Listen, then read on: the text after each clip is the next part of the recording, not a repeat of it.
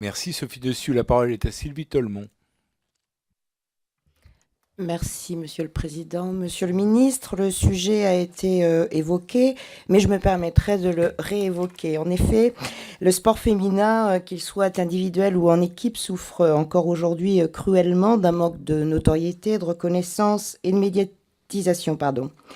Le sport est ainsi malheureusement un terrain privilégié d'observation des inégalités entre les sexes, une loupe de la catégorisation de la féminité et de la masculinité. Les femmes ont toujours moins accès que les hommes aux clubs sportifs. Elles ne représentent environ 35% des licenciés des fédérations sportives. Très peu d'entre elles sont cadres de ces fédérations et encore moins nombreuses sont celles qui les dirigent. Il est d'ailleurs à noter sur ce point que la moitié des fédérations assurent une représentation des femmes inférieure à 20% au sein de leur comité directeur. La loi pour l'égalité entre les femmes et les hommes, pour laquelle j'ai eu l'honneur d'être rapporteur pour avis au nom de cette commission, va permettre d'améliorer cette situation, notamment au sein des fédérations.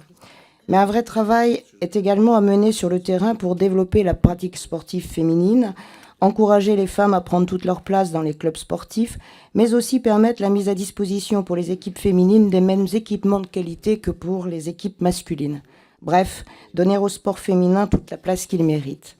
Dans ce contexte, Monsieur le Ministre, pouvez-vous nous indiquer vos orientations en matière de développement et de reconnaissance du sport féminin?